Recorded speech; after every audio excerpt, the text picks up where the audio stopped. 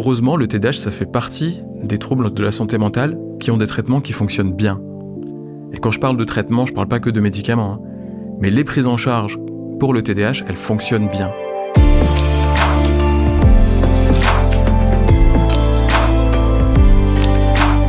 Hello tout le monde, je suis ravie de vous retrouver pour ce nouvel épisode de Cavan et aujourd'hui je suis très heureuse de recevoir Jonathan Moussa, médecin généraliste et spécialisé dans le TDAH de l'adulte. Depuis quelques années, ce trouble est partout, sur TikTok, dans les médias, dans nos discussions, au point que beaucoup se demandent « est-ce que je suis TDAH ou est-ce que c'est juste un effet de mode ?» Avec Jonathan, on va démêler le vrai du faux, comprendre les mécanismes de ce trouble et donner des clés à toutes celles et ceux qui se reconnaissent dans ces symptômes. Salut Jonathan et merci d'être là. Salut Vicky, merci à toi pour ton invitation. Merci, c'est un plaisir de te recevoir aujourd'hui. J'ai une première question qui est comment tu vas et si tu étais une émotion, laquelle tu serais ? Comment je vais ? Ah, tu me prends de court là. Comment je vais ? Je me sens détendu. Je sais pas si c'est une émotion. Je me sens parfait. Épanoui. Pas stressé. Pas stressé, ouais. Parfait. Ce qui est rare. Ah ouais ? Ouais. Bon, bah tant mieux. C'est que l'environnement est plutôt safe. Ouais, c'est ça. Et est-ce que tu peux te présenter avec tes mots pour les personnes qui ne te connaissent pas encore ? Donc, je suis le docteur Jonathan Moussa, je suis médecin généraliste. Je suis également formateur médical sur le TDAH, pour l'adulte, effectivement, plutôt. Je suis membre de la Société française du TDAH, aussi. Et j'exerce actuellement en Suisse. Ce qui me permet aussi d'avoir une activité de diagnostic et d'introduction de médicaments, que je ne pourrais pas encore avoir en France. Et surtout, j'ai un TDAH moi-même. Donc, je suis médecin, mais j'ai été diagnostiqué à la fin de mes études. Donc, j'avais terminé mon cursus et j'étais en train de préparer une thèse de doctorat. Et effectivement, je sentais que quelque chose clochait. Et puis, je suis tombé un peu par hasard sur une célébrité qui parlait de son TDAH. Je crois que c'était Jérémy Ferrari. Et ça m'a un peu intrigué, ça m'a un peu piqué. Je suis allé regarder ce que c'était. C'est pour te dire à quel point la formation médicale est bonne, parce que tu peux terminer ton cursus sans rien savoir sur le TDAH. Et puis là, je me suis vraiment reconnu, j'ai reconnu un certain nombre des membres de ma famille. Et puis, je me suis vraiment beaucoup intéressé à ce sujet-là. J'étais en train de préparer une thèse de doctorat sur autre chose, l'échographie en médecine générale. Ah oui. Et là, j'ai tout arrêté et j'ai décidé de travailler sur ce sujet-là. Et j'ai soutenu donc ma thèse de doctorat en médecine sur le TDAH de l'adulte en médecine générale, en collaboration avec le CHU de Strasbourg. Ok. Et ça ressemble à quoi le quotidien de quelqu'un qui accompagne des adultes qui souffrent de TDAH ? Alors je fais pas que ça, hein. Je reste médecin généraliste, donc j'ai une grosse patientèle de patients que je suis pour tout et n'importe quoi. Et effectivement, j'ai une consultation spécialisée dans le TDAH. Mon quotidien est un peu chaotique, comme la vie de mes patients, parce que, en fait, c'est fait de haut et de bas. D'accord ? Les patients qui ont un TDAH, souvent, sont assez pressés de recevoir un diagnostic, une prise en charge, sont souvent un peu impatients. Donc, du coup, lorsque le traitement que tu proposes ne fonctionne pas tout de suite, ils sont un peu piqués, ils relancent assez régulièrement, mais ils sont très attachants. Mais du coup, toi, tu les comprends bien, vu que toi-même, tu as un TDAH. Est-ce que ça facilite la relation avec eux ? Ça la facilite plus que prévu. Dans les deux sens. C'est-à-dire que au début, je pensais, et à juste titre, j'espère, que j'avais pas besoin d'avoir une maladie pour la comprendre chez mon patient. Parce que j'ai des patients qui ont toutes les maladies du monde, et heureusement que j'ai pas besoin d'avoir leur maladie pour les comprendre. Ce serait embêtant. Ouais, ça m'arrange. Et en fait, malgré tout, de mon côté, je sens... Alors là, on sort de la science. C'est un peu dans l'intuition, une espèce de radar où je me reconnais en mes patients. Ça m'oriente un petit peu. Alors, je me base pas que sur ça pour poser des diagnostics, mais effectivement, pour le repérage, ça me permet d'être un petit peu plus intuitif, plus précis. Et également, je comprends ce qu'ils veulent dire. Parce que parfois, ils n'arrivent pas à mettre les mots sur ce qu'ils sont en train de vivre et ressentir. Et ça, je le capte, parce que je le vis moi-même. Et ça, eux le ressentent, et ils sont très contents d'avoir un médecin qui les comprend en profondeur. C'est pas nécessaire, encore une fois. C'est pas parce qu'un médecin n'a pas un TDAH qu'il peut pas comprendre ses patients. Mais c'est un petit plus. C'est un petit plus. Ouais. Et aujourd'hui, on a l'impression que tout le monde est un peu TDAH. Comment ça se fait qu'on en parle autant ces dernières années ? Alors, c'est vrai que lorsque j'ai commencé à donner des formations sur le TDAH il y a quelques années, j'essayais de déconstruire l'idée que c'était un effet de mode. Et aujourd'hui, force est de constater que quand même un petit peu. Parce qu'effectivement, de plus en plus de monde en parle. Sur les réseaux sociaux, tout le monde y va de son commentaire ou de son témoignage, si tu veux. Et avec des idées qui sont véhiculées qui ne sont pas forcément exactes. Et donc, effectivement, il y a un effet de mode qui se met en branle. La pression de consultation pour les psychiatres et les médecins traitants et les pédiatres, neuropédiatres ne cesse d'augmenter. Et ça, effectivement, peut être dû à un effet de mode. Alors, si je dois répondre à la question « Pourquoi on a l'impression que tout le monde a un TDAH ?» je pense personnellement que c'est majoritairement lié à un biais cognitif qu'on appelle l'effet Barnum, qui est le même effet qu'on peut utiliser par exemple dans l'astrologie. Alors, je ne charge pas les astrologues, c'est pas mon sujet. Moi-même, je m'intéresse un peu à l'astrologie de temps en temps, mais l'effet Barnum dit que pour une description simple ou générale, les gens ont tendance à s'identifier. Et comme les symptômes du TDAH, et on en parlera peut-être tout à l'heure, ils sont aspécifiques, c'est-à-dire que tout le monde va avoir les symptômes du TDAH dans sa vie. Tout le monde. Tout le monde, ça c'est une certitude. Tout le monde, à un moment de sa vie, va oublier quelque chose, va être un peu hyperactif, un peu tendu, aura du mal à gérer ses émotions. Tout le monde aussi, à un moment, va avoir la tête en l'air, si tu veux, ne pas être à ce qu'il fait.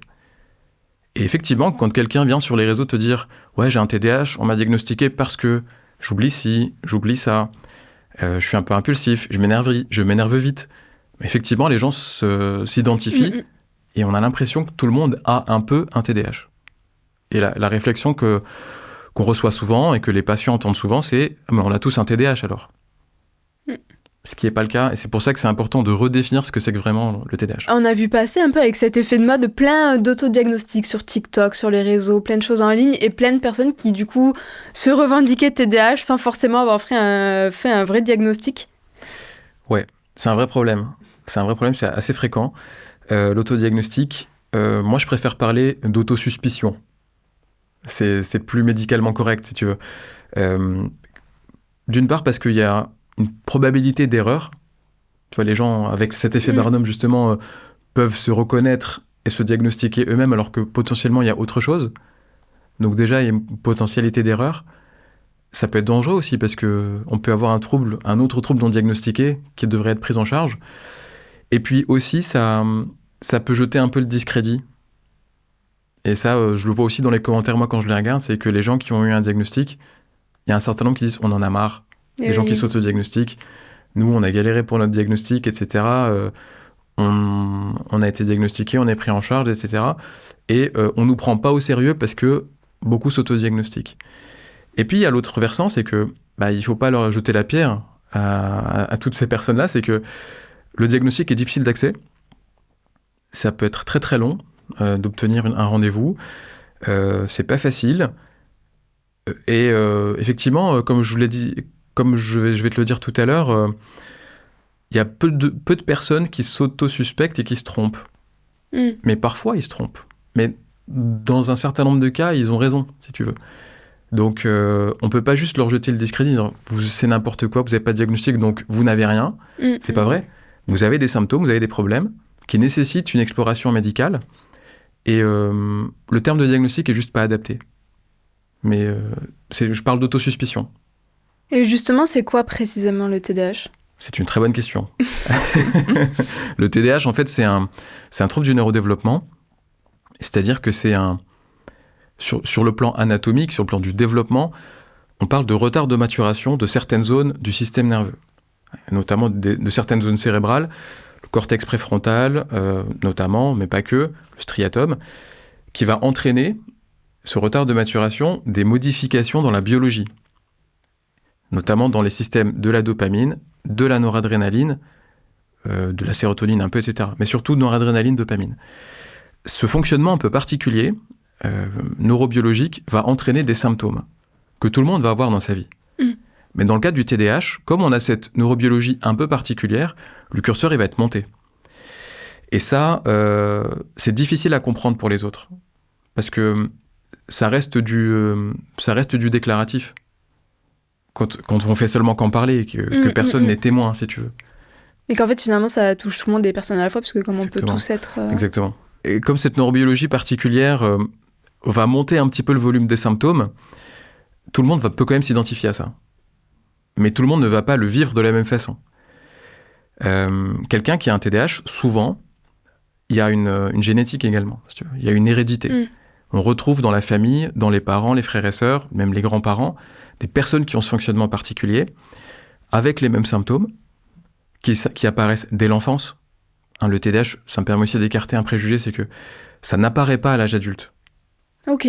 Il peut passer inaperçu, parce que, comme pour moi, par exemple, on m'a pas dépisté, on m'a pas diagnostiqué, j'ai eu une vie un peu chaotique jusque-là, mais en tout cas, il n'apparaît pas. Quand on regarde la vie du patient, on voit les stigmates, on voit les traces.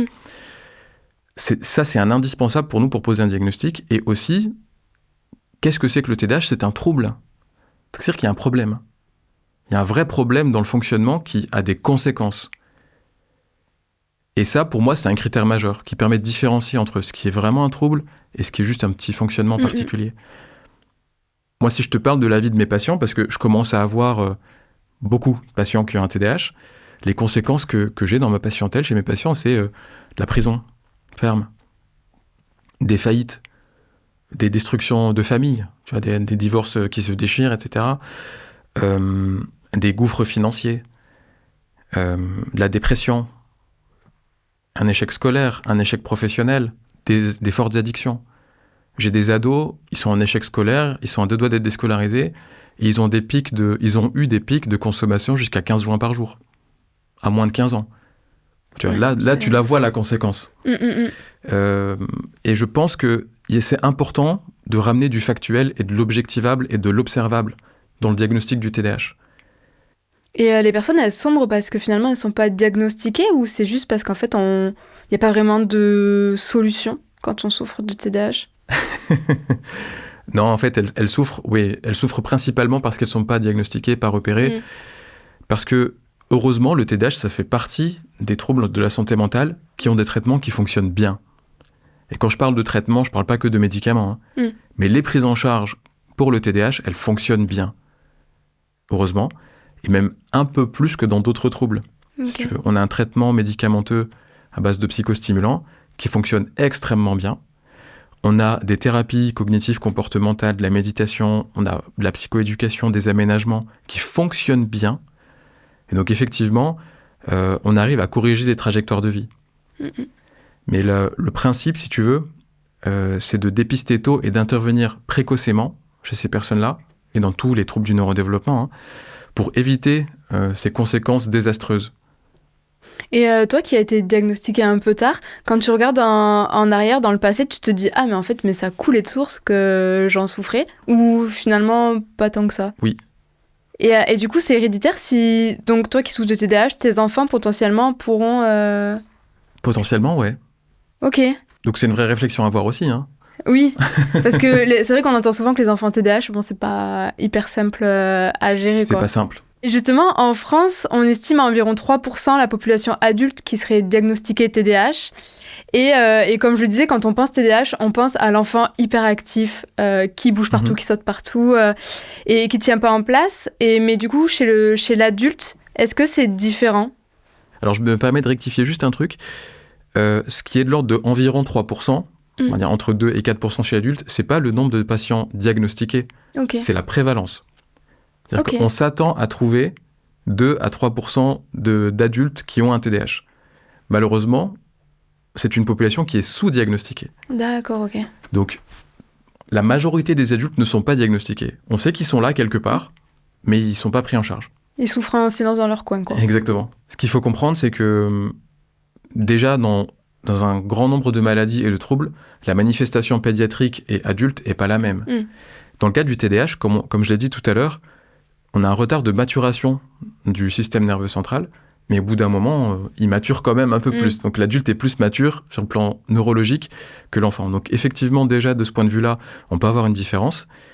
Et surtout, certains symptômes, notamment par la compensation, le masking, le camouflage, l'adaptation, ils vont se modifier. Et aussi par les normes sociales qui feront que c'est un peu mal vu quand un adulte se met à faire des roulades en réunion. Oui. Ouais, j'en ai déjà vu, c'est pas un mythe, mais c'est mal vu. Mais effectivement, il y a une chose à comprendre, c'est que le diagnostic officiel, en tout cas la description du trouble, elle a été réfléchie et conceptualisée en parlant et en regardant un petit enfant hyperactif moteur. Ok. Donc, déjà, dans la description du trouble, on a un biais. On s'attend à trouver quelqu'un qui a la bougeotte, qui fait que bouger et sauter. Déjà, chez l'enfant, c'est pas toujours le cas. Et là aussi, on a une grosse différence entre petit garçon et petite fille. Okay. On n'a pas la même présentation du trouble, forcément. Et chez l'adulte, pour répondre à ta question, souvent, ça a tendance à s'internaliser, l'hyperactivité motrice. On va avoir des adultes qui vont bouger un peu, qui vont sentir, en fait, une agitation qui peut être interne et non visible. Mais souvent, ça tapote. Ça bouge la jambe. Ça bouge, ça gigote, on a un truc dans les mains, etc. Et on va plutôt la concevoir, cette hyperactivité, comme une incapacité à se relaxer. À ne rien faire, à rester tranquille, à être détendu. Et est-ce qu'on peut être TDAH ? Parce qu'on dit avec ou sans hyperactivité. Du coup, est-ce qu'on peut avoir un TDA, ou on appelle ça TDAH, sans hyperactivité ? Et est-ce qu'il y a des signes qui doivent un peu nous alerter sur « Ah, peut-être que j'en souffre ».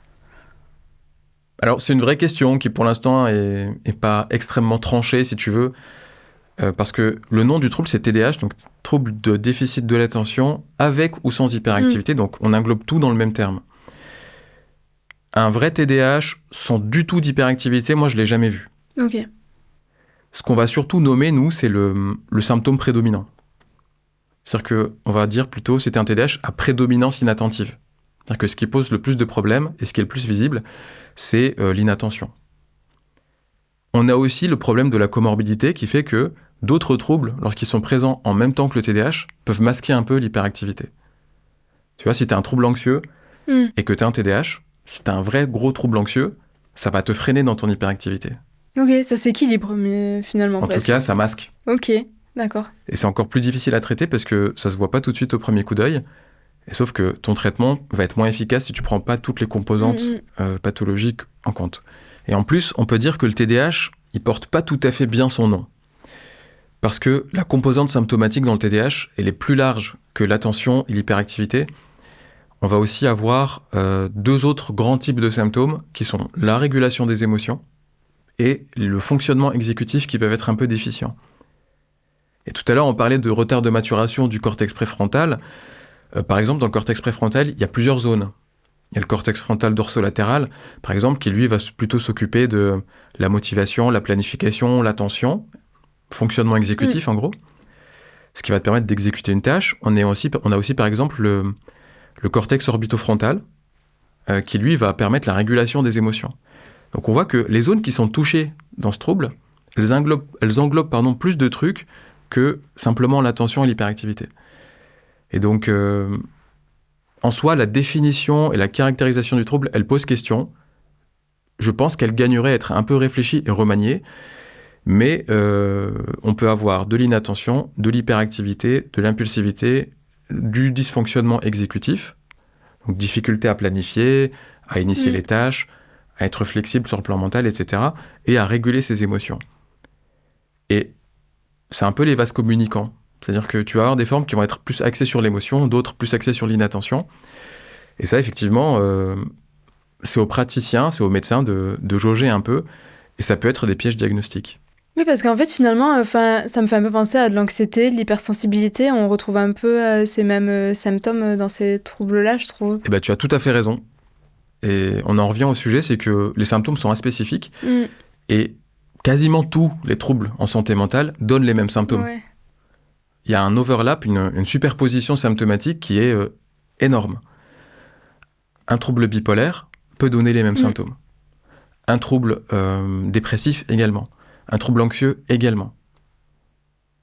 Tu vois ce que je veux dire ? Et un trouble de personnalité aussi. Borderline est à limite.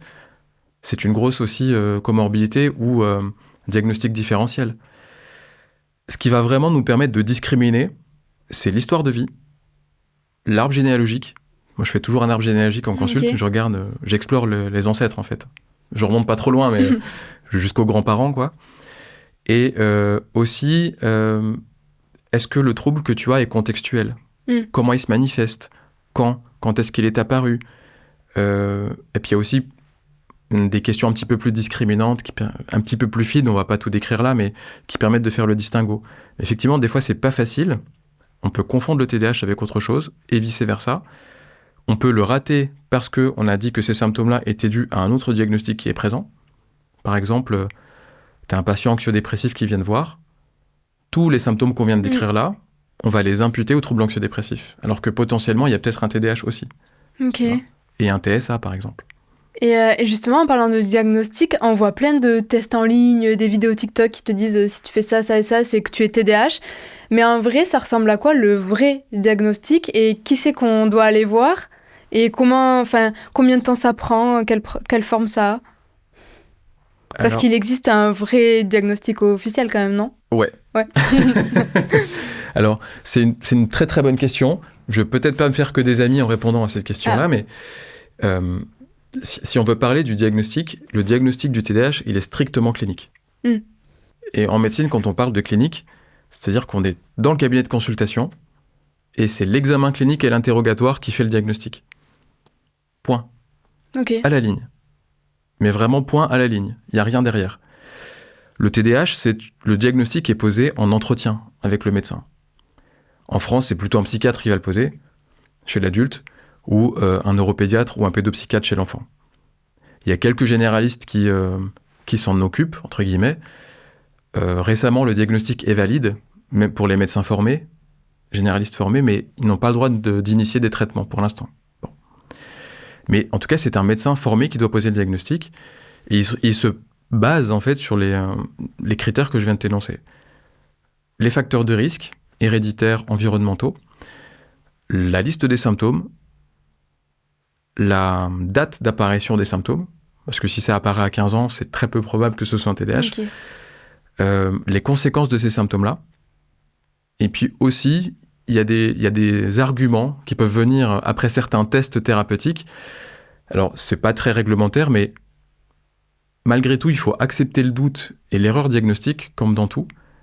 Par exemple, j'aime bien faire des exemples somatiques. Quand tu as une infection, si je te traite par antibiotique et que l'antibio ne fonctionne pas, ça me fait réviser mon diagnostic. Je me dis, tiens, soit c'est une bactérie résistante, je me suis trompé de bactérie, soit je me suis trompé de diagnostic complètement.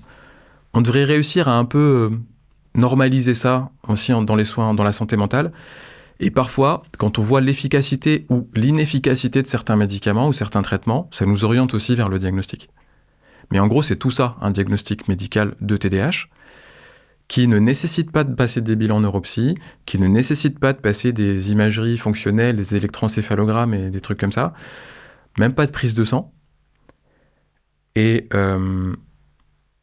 tout est remboursé par la Sécu, du coup, vu que ce sont des soins médicaux, plus ou moins complément d'honoraires par les spécialistes. Et puis, alors, si tu m'avais posé une autre question, c'était combien de temps ça te prend, combien de temps ça dure. Alors là, je vais te dire que c'est médecin dépendant. Ok. Y a des médecins qui aiment bien revoir plusieurs fois les patients. Il y en a qui arrivent à le faire en une consultation parce qu'ils ont l'habitude ou parce que le cas est assez évident, etc. Ou parce qu'ils connaissent déjà préalablement le patient. C'est aussi pour ça que le rôle du médecin traitant est important dans le dépistage, c'est qu'il connaît bien son patient. Oui. Et quand le sujet arrive sur le tapis, il a déjà une partie de l'histoire de vie. Il n'a pas besoin d'explorer complètement. Il l'a déjà. Mais j'ai tendance à dire qu'il faut quelques heures, voire en général, de consultation. 2 heures, ça me paraît un grand minimum, si tu veux, en une ou plusieurs consultes, parce qu'il y a besoin d'explorer et de faire certaines choses, mais certains vont peut-être crier, dire il faut beaucoup plus, d'autres vont dire ouais, je peux le poser en une consultation. Ça dépend du médecin, ça dépend du cas. En tout cas, j'insiste sur le fait qu'il n'y a pas besoin de passer de bilan, il n'y a pas besoin de passer de tests non remboursés. Il y a des tests qui sont inutiles pour le TDAH. Par exemple, on voit beaucoup de tests de QI. Il n'a aucun intérêt pour le TDAH. Les bilans qui peuvent avoir un intérêt, donc les bilans neuropsy avec exploration des fonctions exécutives, des fonctions attentionnelles, etc., ça a un intérêt certes, qui est indéniable, mais pas pour le diagnostic. TDAH, c'est forcément depuis que je suis enfant. C'est impossible que je me réveille à 30 ans et je me dise je suis TDAH. On va me dire non, c'est autre chose. On a un certain nombre de facteurs de risque qui augmentent la probabilité d'avoir un TDAH, mais c'est une question de terrain, si tu veux. Ok.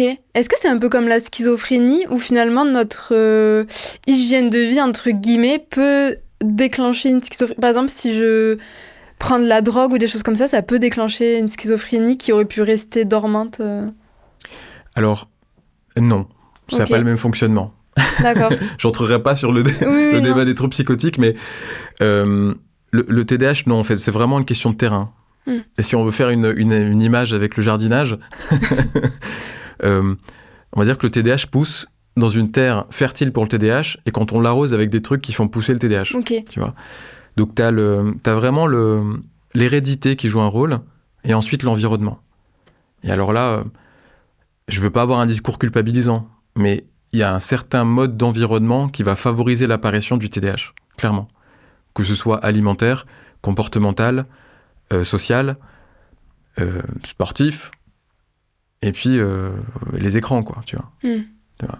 Ce qu'on entend beaucoup aujourd'hui, finalement, de mettre les enfants devant les écrans, c'est peut-être pas une bonne idée, quoi.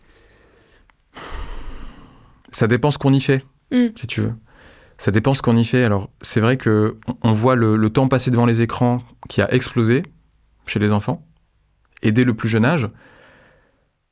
Mais ce qui est vraiment problématique, c'est le temps passif devant les écrans. Okay. C'est mettre un gamin devant un écran, à regarder oui, et puis à ne rien faire. L'écran, en soi, c'est un bon outil. Tu vois, aujourd'hui, on est filmé, tout ce qu'on fait se fait grâce à des écrans. Et Internet, et les ordis, etc. Donc, nos enfants, on doit devoir les former à utiliser cet outil, mais à l'utiliser correctement et être actifs et de façon raisonnée. Tu vois, ce qui est important de comprendre dans le TDAH, c'est que la notion la plus importante, c'est la notion d'équilibre, de discipline et de raison. Qui sont des termes un peu contradictoires avec le TDAH. Mais c'est important quand même d'essayer de cadrer les choses. Et on parle des écrans, mais pas que. Si tu veux, l'isolement social augmente le risque. Tu vois, un enfant qui n'a pas du tout de contact avec ses parents ou qui ne se sent pas aimé, ça peut augmenter le risque également. Une alimentation blindée de sucre, etc., ça peut aussi aggraver les symptômes. J'insiste sur le fait que ça ne déclenche pas un TDAH. Il n'y a pas un lien de causalité, si tu veux. Mais dans un terrain fertile, ça peut aggraver les symptômes ou un TDAH qui serait un peu dormant ou qui ne serait pas dans les critères diagnostiques, il peut le manifester. Ok. Et par exemple, pour un étudiant, ça va être quoi l'impact sur ses études s'il souffre de TDAH ? Alors là, si tu veux, je peux parler de mon cas. Oui. Parce que j'ai été étudiant avec un TDAH. Premièrement, le premier risque, c'est de ne pas arriver à accéder aux études que tu as envie de faire. Ok. Parce que tes échecs répétés, ta faible estime de toi, la faible estime de soi, parce que quand tu as un TDAH, tu es souvent confronté tout au long de ta vie à des remarques. Ah, tu pourrais faire plus, tu fais pas assez, concentre-toi, fais attention, fais un effort. Tu vois, comme si c'était de la volonté pure. Oui, c'est culpabilisant finalement. Extrêmement. Et du coup, l'estime de soi diminue. Et il y a des patients, il y a des jeunes qui ne se sentent pas capables de faire les choses. Donc, ils vont même pas aller initier le mouvement pour aller chercher les études qui leur font plaisir. D'autres, à cause des difficultés scolaires qu'ils ont, ne vont pas réussir à accéder à la formation voulue. Donc, c'est vrai que quand on a un TDAH, on a moins de chances d'accéder aux études supérieures. On a même moins de chances de terminer ses études. Donc, on a souvent des jeunes qui arrêtent en plein milieu. Pour causes multiples et variées, mais qui sont probablement dues à un TDAH sous-jacent. Et comment ça se passe concrètement quand tu fais des études et que tu as un TDAH? Souvent, tu procrastines beaucoup. Tu as des difficultés à aller en cours. Moi, je peux le dire a posteriori, maintenant que j'ai tous mes diplômes et mon doctorat. Le nombre de fois où je suis allé en cours à la fac est extrêmement réduit. Ok. Mais vraiment, j'allais pas en cours. Du tout. Et avoir un doctorat quand même, joli. Ouais, parce que finalement, tu te débrouilles. Tu t'es toujours débrouillé. En fait, tu trouves des solutions, tu t'adaptes. Tu t'adaptes, tu demandes les cours, on met des systèmes en place. Tu vas avoir beaucoup de procrastination, beaucoup d'évitement des cours magistraux, des choses comme ça. Et puis, beaucoup de temps libre, du coup, vu que tu travailles pas. Donc tu peux peut-être te lancer dans des comportements un peu délétères. Tu peux te mettre à boire beaucoup, à faire des jeux, machin, tout ça. Ou alors, il y en a qui se réfugient dans le sport, qui font beaucoup de sport, par exemple. Mais typiquement, un étudiant qui a un TDAH, tu vas pas le voir travailler beaucoup. Okay. Par contre, il va se réveiller une semaine avant ses partiels et puis il va faire des nuits blanches, quoi. Oui, on n'est pas moins intelligent parce qu'on a un TDAH. C'est pas du tout corrélé à l'intelligence, du tout. Par contre, dans le fonctionnement, ouais, c'est très différent. Et moi, avec le recul, je vois bien que tous mes partiels, je les ai validés en nuit blanche. Ça marche à l'adrénaline, quoi. Ouais. Il y a l'échéance. Noradrénaline. Mais ouais, exactement. Et donc, souvent, ça passe pas, quand même. Moi, quasiment à chaque partiel, j'ai tout réussi, sauf un où j'ai dû repasser en rattrapage. Parce que t'as pas le temps. Tu t'y prends trop tard. Et oui. Tu peux aussi rater tes... Moi, une fois, j'ai loupé un examen, je suis pas venu. Ok. Je suis arrivé en retard et ils m'ont refusé. Une autre fois, j'ai même oublié que j'avais un examen. Ça peut se manifester comme ça, si tu veux. Après, dans les relations aussi avec les autres étudiants, ça peut être compliqué. Ça se manifeste aussi sur le plan social. Tu peux avoir des impulsivités, tu peux avoir des conflits, tu vois. Surtout que c'était très méconnu il y a encore quelques... Parce que là, ça explose depuis 2-3 ans, j'ai l'impression. Mais avant, on savait pas trop... On pensait plus que c'était limite un trait de personnalité que vraiment un trouble. Je sais pas si on peut dire ça. Parce qu'en psychiatrie aussi, il y a des effets de mode, tu vois. Okay. C'est vrai qu'il y a eu la mode du trouble borderline, et puis il y a eu la mode... Enfin, il y a des modes, comme ça, il y a des vagues. Là, on est en plein dans la vague TDAH. Et probablement que beaucoup de diagnostics de TDAH n'en sont pas vraiment, tu vois. Parce que plus tu parles d'une chose, plus elle occupe ton esprit, plus tu la vois dans la réalité. Et ça se trouve, il y a... Même parmi ma patientèle, il y a des patients qu'on a diagnostiqués qui ont peut-être autre chose, si tu veux. Donc il y a des modes. Alors comment on appelait ça dans le passé ? Je sais pas te dire. Peut-être qu'on disait que c'était juste des impulsifs, des têtes en l'air, etc. Peut-être qu'on les nommait autrement. Ça, je sais pas. Et est-ce qu'on peut en guérir du TDAH ? Alors ce serait bien si on pouvait en guérir. Non, parce que, tu vois, comme c'est un trouble du neurodéveloppement, qui a un vrai substrat anatomique et biologique, c'est un trouble qui est durable. Tout ce qu'on peut faire, c'est apprendre à vivre avec, le compenser, et même dans certains cas, alors je sais que ça va faire bondir certains dans les commentaires, on a des cas de rémission de TDAH. Ok. Parce que tu vois, si tu compares la prévalence dans l'enfance et la prévalence à l'âge adulte, il y a une différence. Il y a moins d'adultes que d'enfants qui ont un TDAH. Mais est-ce que c'est pas l'effet où tu disais parce qu'on mûrit et que du coup on apprend à... Exactement. T'as la maturation du système nerveux qui joue un rôle, et t'as aussi la prise en charge du facteur environnemental. T'as cadré les choses, tu manges bien, tu dors bien, tu fais du sport, tu mets en place des stratégies de compensation. C'est-à-dire que tu sais que dans telle situation, tu vas avoir des problèmes, tu vas l'éviter. Et en fait, tout ça, toute cette prise en charge environnementale, comme on l'appelle, va permettre de sortir des critères du diagnostic. Ça ne te pose plus de problème parce que t'as su le compenser. En fait, on n'est pas guéri, on a juste trouvé le traitement qui, entre guillemets, qui nous convient, quoi. Enfin, on a appris à vivre avec, un peu comme l'anxiété. Exactement. Mais sauf que là, si tu veux, si je te vois à cet instant T-là, oui. Et que tu viens me voir en consultation, je te diagnostique pas. Ah ouais. Mais ouais, ok, c'est drôle. Mais enfin, c'est drôle parce qu'on est censé revenir... T'es sorti du critère diagnostique. Et en fait, je vais même pas me poser la question de si je suis TDAH, finalement. Ouais. Ok. Et il y a aussi un traitement médicamenteux, on en a parlé tout à l'heure, je vais pas me risquer à dire le nom, méthylphénidate. Ouais, méthylphénidate, ouais. Voilà, et comment on sait que c'est la bonne solution pour soi ? Et c'est vrai que les médicaments, ça fait quand même toujours un peu peur. Comment on sait que c'est la bonne solution pour soi ? Est-ce qu'on est obligé du coup de tester, ou est-ce que c'est le médecin qui nous oriente plus vers une thérapie ou vers des médicaments ? Ou est-ce que c'est obligatoire de prendre des médicaments ? Alors, j'insiste sur ce fait, c'est qu'on est obligé de rien. De rien. Hein. Le patient, il reste maître de son traitement, si tu veux. On peut pas te forcer à faire quelque chose. Ou à prendre un médoc que t'as pas envie de prendre. Normalement, on peut pas te forcer. T'as ton libre arbitre. Et on n'est pas non plus obligé sur le plan médical. Il y a beaucoup de patients qu'on arrive à prendre en charge sans médicaments. Tu vois, on met en place de la psychoéducation, des aménagements, soit scolaires, soit pédagogiques, soit professionnels, même chez les adultes. On arrive à recadrer un peu leur mode de vie et ils n'ont pas besoin de médicaments. Le médicament, il va être indiqué chez les enfants et chez les ados, notamment quand il y a une notion d'urgence. En tout cas, en première ligne. Si tu commences par traiter avec un médicament, c'est que tu as besoin de calmer les symptômes rapidement. Typiquement, l'ado que j'avais pris en charge qui avait une consommation énorme et qui était à deux doigts d'être déscolarisé, et j'en ai eu plusieurs, même sans consommation, eux, je leur prescris un médicament rapidement. Et c'est un traitement à vie, du coup ? Non. Non, pas spécialement, pas forcément. C'est un médicament qui est très efficace pour calmer les symptômes du TDAH. Et c'est un médicament qu'on peut imaginer comme un traitement d'appoint, un traitement on-off, comme une béquille. Alors, si on veut rentrer vraiment dans le détail, il y a différents courants, il y a 2 écoles dans le traitement. Je sais qu'il y a un certain nombre de pédopsies, de neuropédiatres qui vont insister pour que la prise elle soit continue, parce que certaines études montrent que ça peut améliorer la plasticité cérébrale au bout d'un moment sur une prise prolongée. Et d'autres vont dire c'est important de faire des fenêtres thérapeutiques, c'est-à-dire d'arrêter le traitement un moment, etc. Il y a 2 écoles. Ok.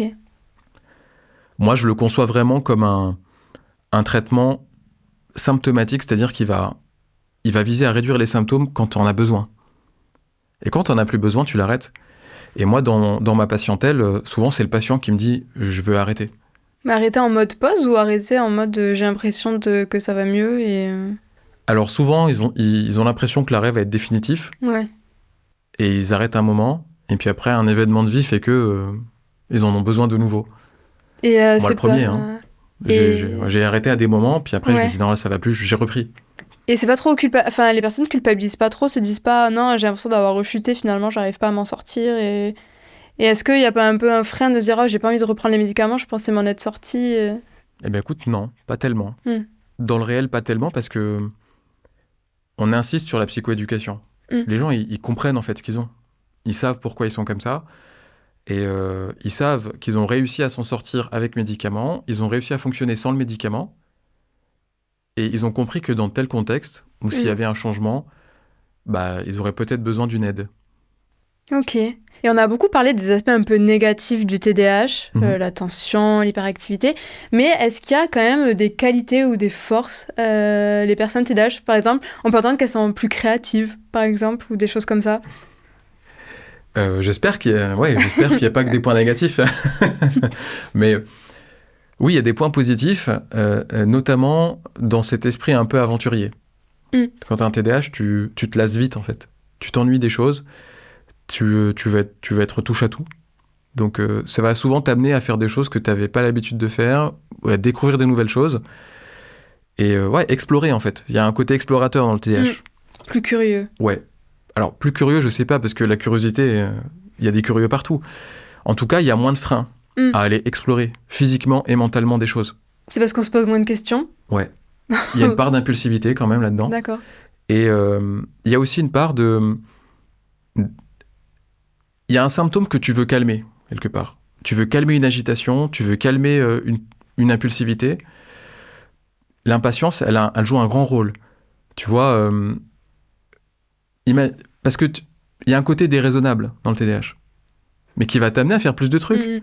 Tu vois, quelqu'un qui se découvre une passion soudaine pour la peinture à l'huile. Quelqu'un de raisonnable va se dire ouais, ça coûte cher d'acheter des toiles, du truc, je vais prévoir ça quand j'ai un moment, etc. Quelqu'un qui a un TDAH, si vraiment il adore ça, il découvre, il adore, il va plus dormir. Il va faire ça jusqu'à 2h du mat. Que c'est un peu quelqu'un qui écoute la petite voix, qui lui chuchote des choses et où nous tous on se dit non, on l'écoute pas, mais qu'il écoute tout le temps sa petite voix. Il y a un peu de ça. Ouais, il y a un peu de ça parce que bah ouais, t'arrives pas à t'inhiber en fait. Ok. T'arrives pas à t'inhiber et puis tant que l'idée elle est là, elle tourne. Elle tourne et elle t'agite. Et donc t'as envie de t'en débarrasser, donc tu vas dedans quoi. Le petit truc qui brille, t'as envie d'aller voir ce que c'est. Ok.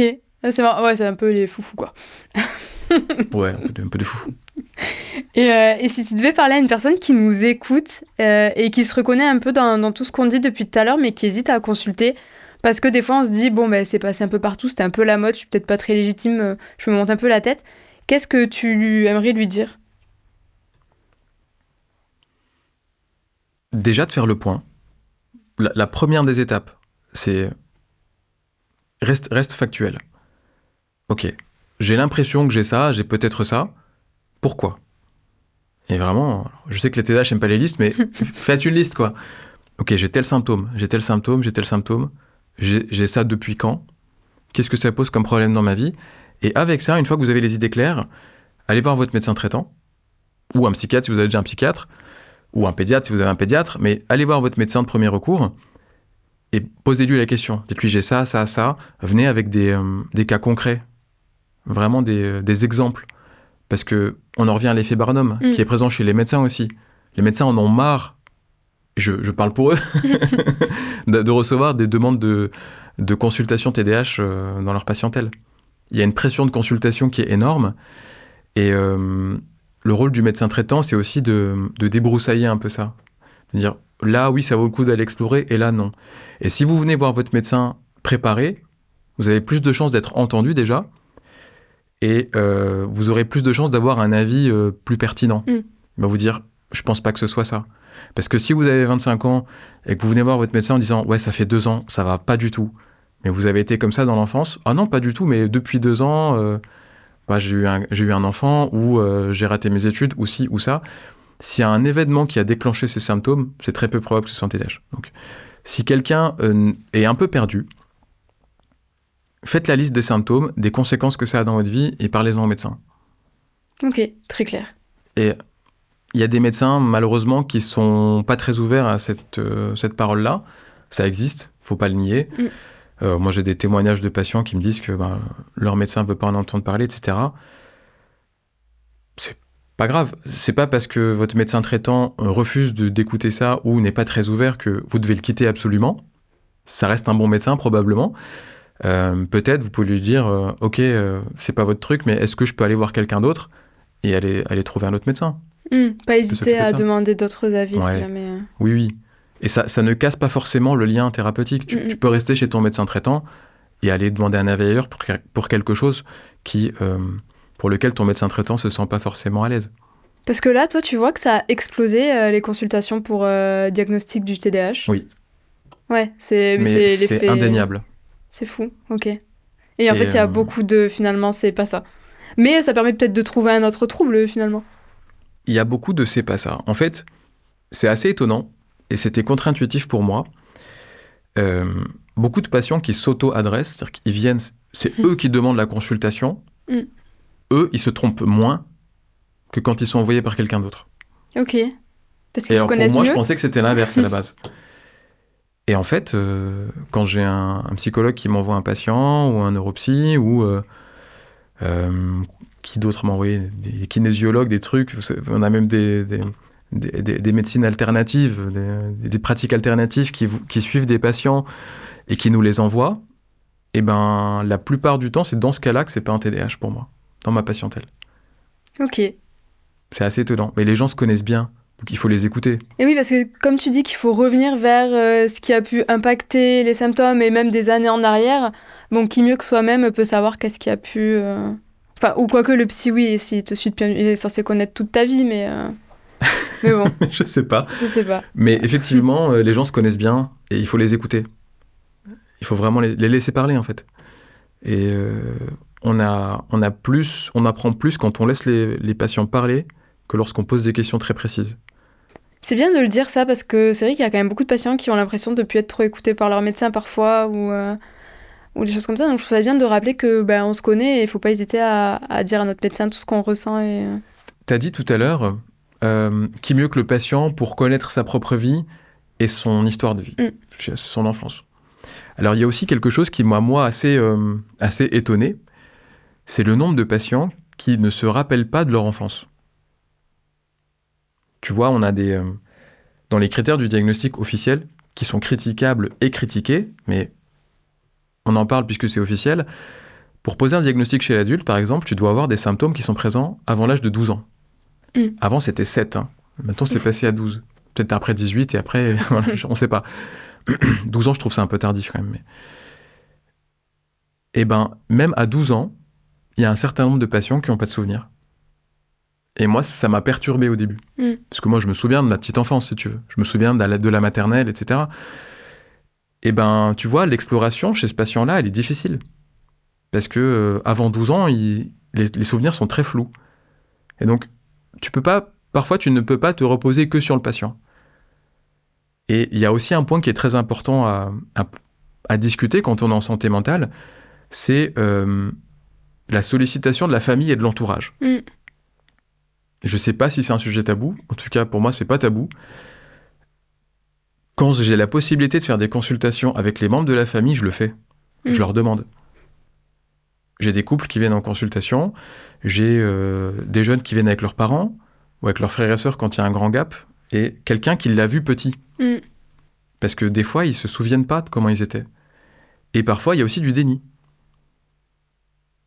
C'est très présent dans le TDAH, c'est non, j'étais pas comme ça, c'était pas si mal, blablabla. Bla, bla, bla. Et qu'en fait, quand tu parles à l'entourage, c'était un calvaire. Mais tu vois ça même chez les adultes. Hein. Quand tu vois des couples en consultation, ils te disent ouais, on était en soirée hier, c'était trop bien. L'homme, il va te dire ouais, on a passé une super soirée, c'était génial. Et sa femme va dire non, mais il était chiant comme d'habitude, il a coupé la parole à tout le monde, plus personne veut l'inviter. Il n'y a pas le même vécu. Et oui. Et parfois, tu peux pas te reposer que sur le déclaratif du patient. Non, c'est intéressant quand c'est possible, c'est vrai, de demander aux proches. Ouais, c'est très important. Surtout en C'est santé pas mentale. toujours possible, mais quand c'est possible, c'est bien. Quand c'est possible et que tu as l'opportunité, il faut le faire. Je pense qu'il faut vraiment le faire. Et moi, je demande aussi systématiquement les carnets de santé, les carnets scolaires. Et une fois qu'on a le diagnostic, c'est quoi les options d'accompagnement ? Il y en a plusieurs. Il y en a plusieurs.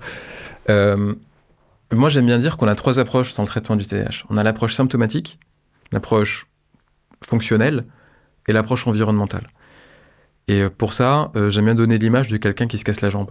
Tu vois, donc, quelqu'un qui se casse la jambe au ski, par exemple, donc fracture ouverte, tu vois, il a la jambe ouverte, l'os à vif, il a un trouble. Là, il y a un problème. Il faut qu'on le prenne en charge. L'approche symptomatique, ça va être de dire, je vais réduire les symptômes. Donc, je vais calmer la douleur avec un médicament fort. Je vais appeler mon pote chirurgien pour qu'il le répare. Et je vais mettre un antibio pour pas que ça s'infecte. Ça, c'est la partie symptomatique. Il y a des symptômes, je les traite. Il y a aussi la partie fonctionnelle derrière. Parce que quand tu t'es cassé la jambe, au bout d'un moment, tu peux plus marcher. Et donc, tu vas devoir faire de la rééducation, tu vas devoir réapprendre à marcher, te renforcer, faire du renforcement musculaire, etc. Et puis, il y a l'approche environnementale qui fait que quand tu es dans le plâtre, tu peux plus marcher, tu peux plus te déplacer facilement, tu peux plus faire à manger, tu peux plus faire tes courses, tu peux plus aller bosser, tu peux plus atteindre le tiroir du haut, etc. Quand tu es dans ta chaise roulante, etc. Donc, il y a ces 3 approches-là. Dans le TDAH, c'est pareil. Le TDAH, c'est un trouble qui nécessite qu'on ait une prise en charge symptomatique. La prise en charge symptomatique, la plus efficace, ça reste le traitement psychostimulant. Mais on a aussi d'autres thérapies qui sont notamment les entraînements attentionnels. Là, on peut penser à la remédiation cognitive, par exemple, qui va permettre d'améliorer les symptômes de l'inattention et de la mémoire de travail. Et puis tout ce qui est régler le mode de vie. Mieux dormir, mieux manger et faire plus de sport, ça permet aussi de réduire un peu les symptômes. Donc ça, c'est une première chose pour l'approche symptomatique. Pour l'approche fonctionnelle, la première des choses, c'est la psychoéducation. C'est apprendre au patient à comprendre son trouble. Une fois que tu comprends quel est ton problème, tu arrives à mieux le gérer déjà. Tu le comprends mieux et tu peux éviter les situations qui vont poser le plus de problèmes. Et tu as aussi les thérapies, diverses et variées. Donc il y a plein de thérapies dispo. Il y a la thérapie cognitive comportementale, qui a plusieurs variantes, émotionnelle, pour le sommeil, etc., pour l'anxiété. Les thérapies centrées sur l'émotion. Et puis après, tu as aussi la psychomotricité pour les enfants, l'ergothérapie qui peut être intéressante, l'orthophonie, etc. Tout ce qui va t'apprendre à fonctionner avec tes troubles. C'est l'approche fonctionnelle. Et puis l'approche environnementale, chez l'enfant, ça va être les aménagements scolaires, ça va être l'entraînement aux habiletés parentales. On inclut les parents dans la prise en charge. Et chez l'adulte, ça va être également... alors, c'est pas encore très en vogue, mais j'espère que ça va se développer. C'est l'adaptation du poste de travail, par exemple. Genre, les médecins du travail devraient prendre en main ces sujets-là, je l'espère. Ok, oui, tout ce qui est l'ergonomie pour l'ordinateur, la chaise et tout ça. Et puis, tout comme, tu vois, chez des enfants, on peut faire des mesures de type tiers-temps, quart-temps, réexplication des consignes orales, avoir le droit de se lever toutes les 30 minutes pour se dégourdir un peu. Peut-être qu'au travail, on pourrait mettre en place des choses comme ça. Et pour les enfants, c'est facilement accepté, ça, dans les écoles, d'avoir un peu quelque chose d'adapté à un enfant qui souffre de TDAH ? Eh bien, ça dépend des écoles. En fait, c'est vraiment établissement dépendant. Il y a des parcours qui sont parfois un peu lourds. Il y a plein de programmes différents. Il y a les PAI, les trucs comme ça, je ne rentre pas dans le détail. Mais effectivement, tu peux mettre en place des programmes pour les enfants. avec certains niveaux qui permettent d'accéder ou pas à des aides financières ou des aides humaines. Tu vois. Tu peux avoir des cartons, des tiers-temps pour les concours officiels, les examens officiels. Tu peux avoir le droit d'une adaptation de chaise, par exemple, pour les gamins, pour qu'ils puissent se balancer sans problématique. Tu peux avoir même des tablettes ou des téléphones ou des ordis pour les enfants. Tu peux avoir toutes ces aides-là. Mais il y a différentes strates. Donc il y a l'API, la PPS et tous ces trucs-là qui permettent d'obtenir des aides. Mais c'est parfois difficile d'accès dans certains établissements, soit par manque de moyens, soit par manque d'adhésion du corps enseignant. Oui, finalement, c'est un manque de connaissances. Comme on ne comprend pas trop ce que c'est, on est moins sensible peut-être. Ouais. Bon, il faut admettre aussi que c'est pas facile de mettre ça en place. Oui. Dans une classe de 30 enfants... Mais on le voit très souvent, même des parents qui ont des enfants handicapés, c'est aussi compliqué. Donc j'imagine que TDAH, c'est tout aussi compliqué. C'est compliqué à gérer parfois. Et dans le quotidien, est-ce que tu as des conseils pour quelqu'un qui souffre de TDAH et des petits tips, des choses qu'il pourrait mettre en place dans son quotidien pour aller mieux ? Ouais, quelques-uns. Vas-y. Pour les étudiants. Ouais, alors, ce qui marche très bien, c'est déjà pour l'initiation de la tâche, parce que souvent, quand on a TDAH, on a du mal à s'y mettre. On procrastine beaucoup. Donnez-vous des objectifs super simples. Commencez par ce qui est tout simple. Et dites-vous, ok, je fais que 5 minutes, puis après, si j'en ai marre, je fais que ça. Et en fait, forcez-vous, mettez-vous des urgences, mettez-vous des deadlines, même pour faire des trucs tout petits. Et une fois que vous êtes lancé, vous allez voir, vous n'allez plus vous arrêter. Tu vois, c'est ça le conseil. Forcez-vous à commencer. À mettre une petite étincelle. Alors, il y a plein de combines.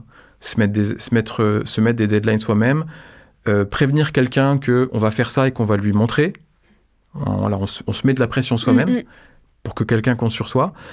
Le body doubling, c'est pas mal aussi. Le fait de bosser avec quelqu'un qui peut faire autre chose en même temps. Lui, il n'est pas obligé de travailler avec nous. Mais le fait d'être en présence avec quelqu'un, en présence de quelqu'un, ça motive. Ça, c'est vérifié, je vous l'assure, ça marche super bien. Ce qui peut être intéressant aussi, c'est de fractionner au maximum les tâches. On ne dit pas « je vais faire de l'administratif ». On dit « je vais ouvrir cette lettre, je vais la lire, je vais y répondre, je vais écrire l'adresse sur l'enveloppe, je vais timbrer l'enveloppe et ensuite je vais à la poste ». Il faut vraiment fractionner au maximum les tâches. En fait, d'une énorme tâche, on en fait plein de micro-tâches. Il faut fractionner, sinon ça paraît insurmontable. Moi, si je te disais le nombre de fois où j'ai une enveloppe que je devais envoyer depuis des semaines et des mois qui est restée sur mon bureau, d'ailleurs, ça me fait penser que je dois avoir un chèque que j'ai pas encaissé depuis 2 ans. Là. J'espère qu'elle est encore valable. Mais tu vois, c'est ce genre de truc. Il faut fractionner au maximum. Mettez-vous des deadlines. Ça, c'est très, très, très important. Et puis, il faut une notion d'urgence, quoi. Vraiment une notion d'urgence. Eh bien, merci beaucoup pour cet échange hyper intéressant et hyper instructif. Je pense qu'on est beaucoup à avoir appris plein de choses sur le TDAH. Et du coup, on va finir avec le traditionnel blind test feeling. Donc, j'ai quelques petites questions pour toi. Un mot qui, pour toi, résume la complexité de l'esprit humain. Un mot ? Un mot. Libre. Libre. Un livre ou un film qui t'inspire ou que tu aimerais nous conseiller ? L'attaque des titans. Parfait. Une habitude ou un rituel qui t'aide à structurer tes journées ? Prendre mon médicament le matin. Pour le TDAH ? Ouais. La dernière fois que tu as pleuré ? Waouh ! C'était dans la voiture il y a quelques semaines. Ok, récent. La dernière fois que tu as été très heureux ? Avant-hier. Et pour terminer, une musique qui te met de bonne humeur ? Fly Me to the Moon. Eh bien parfait, merci beaucoup Jonathan. Merci à toi.